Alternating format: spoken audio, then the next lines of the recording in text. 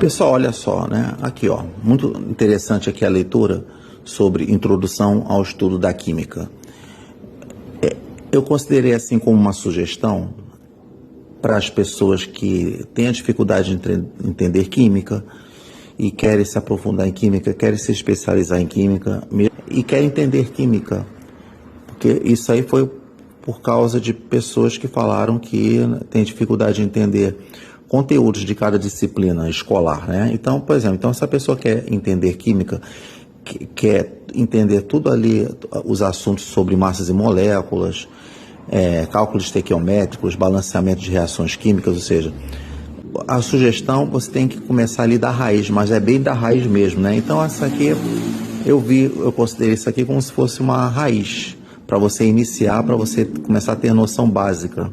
Você vê que aqui ele fala, ó, por exemplo, ele começa falando aqui, ó, um simples grão de pólen é formado por centenas de substâncias diferentes, nas quais estão presentes os elementos químicos. Aí está lá carbono, hidrogênio, nitrogênio, oxigênio, sódio, potássio, cálcio, magnésio, fósforo, enxofre, cobre, ferro, manganês e outros mais.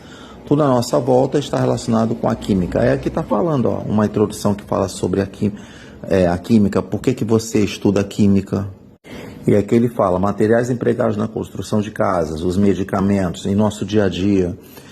Bom, e aqui você vê que ele fala aqui, ó, a respeito do Maracanã, que quando você começa a estudar sobre átomos, né? Aí o que é um átomo? Aí ele fala assim, se o núcleo de um átomo fosse do tamanho de uma bolinha de ping-pong, o átomo teria dimensões comparáveis à extensão do Maracanã. Aí que está mostrando, ó, o estágio do Maracanã aqui.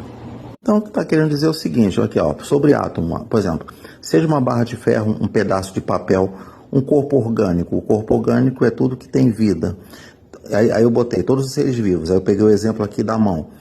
O que esses três compartilham aqui? Eles possuem átomos.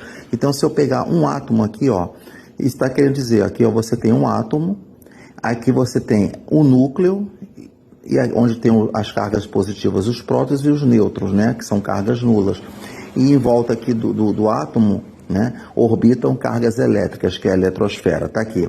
Então está querendo dizer, se o núcleo de um átomo fosse do tamanho de uma bolinha de ping-pong, imagina, você tem aqui a bolinha de ping-pong, né, imagina.